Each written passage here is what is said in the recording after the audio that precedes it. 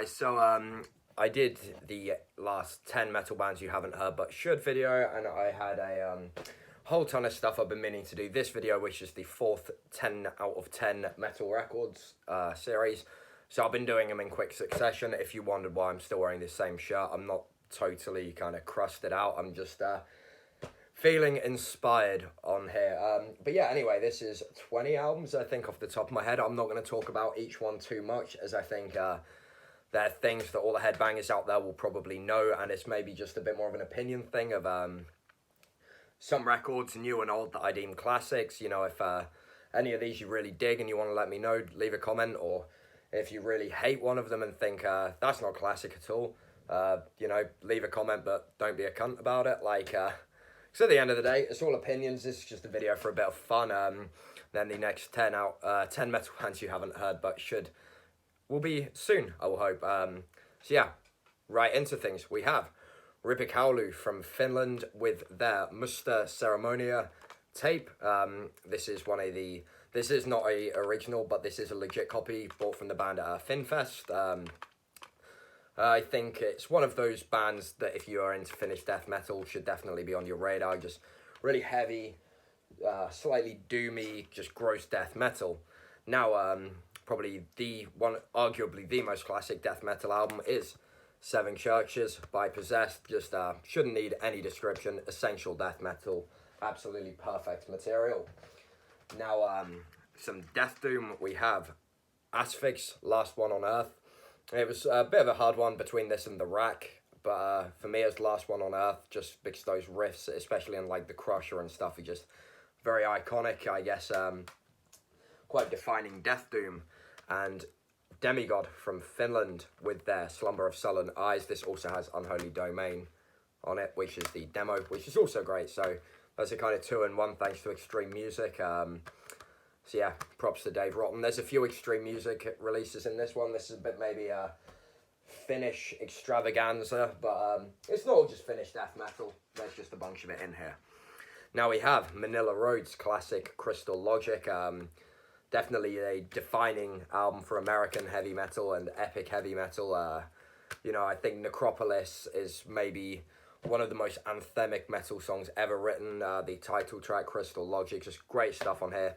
This one has the Flaming Metal Systems bonus track off, which compilation was that? Shrapnel Records US Metal number 3. So yeah, nice reissue from Shadow Kingdom. Now we'll have a thrash one. I'm sort of just picking things up at random and firing through them to make this a nice smooth video, just with some great stuff in it. We have Sentence of Death and Infernal Overkill by Destruction, but my money's on Sentence of Death. I think that EP is just perfect Teutonic thrash, along with you know, Creator and Sodom's early stuff. Destruction, the trifecta of German greatness, and yeah, Sentence of Death, I think, is a really important one. Next we have a album that I'm really surprised, and I had to go back and check, that I didn't have. Angel Witch by Angel Witch, featuring hit song Angel Witch. This album is just, I think, one of the finest examples of the new wave of British heavy metal. Maybe a bit less obscure than some of the other stuff that I like from that period, but then at the same time, obviously some of my favourite bands are Maiden and Priest and such, so well, Priest, I guess you wouldn't really call a new wave of British heavy metal band. But before I start arguing with myself, Angel Witch, you certainly would. I think this album is a perfect example of that energy coming out of the UK, and that just stunning but short window of just amazing songwriting and so much passion, and an invigorated scene where England was relevant again in the music world. And from there we go to our American friends. This again is a really hard one. I went with Show No Mercy. Rain in Blood's maybe more influential to me because that was the album that got me into Slayer. But Show No Mercy, I think, is definitely a more important album overall. This is a bit beaten up because it's a loved record. You know, music is for playing, not for, you know, hoarding or just Instagramming. But yeah, anyway, Slayer, Show No Mercy, absolute classic thrash stroke, maybe a bit speed metal. And that goes nicely onto Anthrax with their Fistful of Metal, which I would argue is the best Anthrax album. Among the Living, of course, is maybe more classic, but this just has such a raw, primal energy, but still those great riffs that make it really memorable. And it's got two songs with metal in the name. You've got a Metal Thrashing Man and Mad and Soldiers of Metal. So, you know, I love songs that are themed about the music we love. Now back to Finland, we have a Relic with Psychostasia, the band's debut full length. This is definitely one of those albums that I wasn't sure whether to put in 10 metal bands you haven't heard but should, on the merit that I think a Relic deserve to be as well known maybe as Demolish and Demigod and stuff, but maybe not so much. But no, I decided that as a perfect record, it can go on the perfect records list. Killer, eerie, slightly weird death metal. You know what these Finnish people are doing. And now on to its sort of brother record, which is Pertinence, member of Immortal Damnation, which also has the Crown Waits the Immortal EP and Pertinence Evulsion. What does this come with? I'll get some live stuff. But yeah, another perfect example of Finnish death metal that's... this one's definitely a much bigger record, really important band for defining that sound and really locking it in after the early bands. If you want to read more about that, Rotting Ways to Misery is a book about Finnish death metal that you can get from Cult Never Dies. Not paid promotion, just a book I really like and think some of you may like. Now, a band that, again, I'm really amazed. Funnily enough, I only recently, in the last couple months, actually got their stuff physically. This sometimes happens, you know you like a band for a long time and you somehow don't have their stuff. But now I do, and that is Sadistic Intent. This is the compilation version of Resurrection of the Ancient Black Earth, which features both EPs and some bonus material, which comes in the form of Morbid Faith and The Exorcist.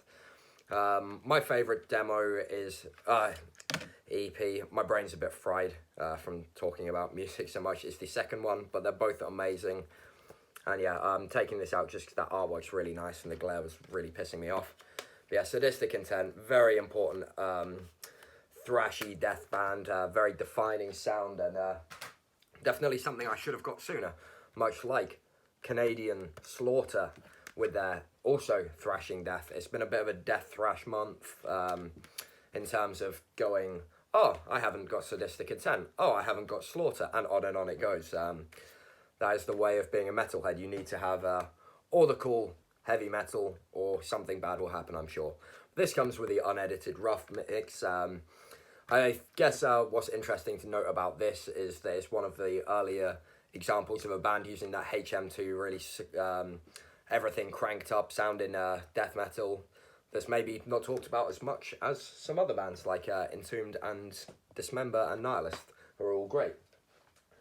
Now, that brings me nicely on to Nihilist with Carnal Leftovers. Of course, it's the compilation of the demos. The band never recorded a full length because, well, they became Entombed. But Nihilist, for my money, I think is even cooler than Entombed, as much as Left Hand Path is also a perfect album. Especially Only Shreds Remain. That's my favourite demo of all time for anyone who gives a shit. But yeah, Nihilist you should definitely give a shit about, and this compilation...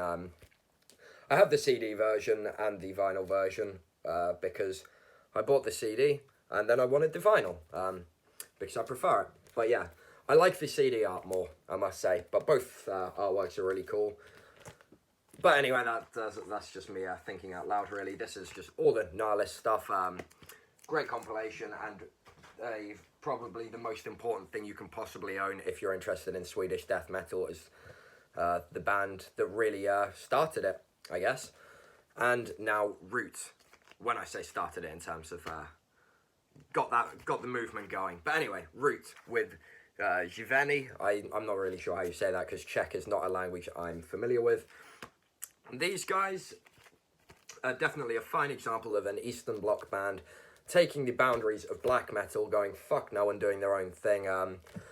You could argue if they're a black metal band or a heavy metal band or a doom metal band till, you know, you're dead. To me, they're a black metal band, just more in the first wave kind of feel.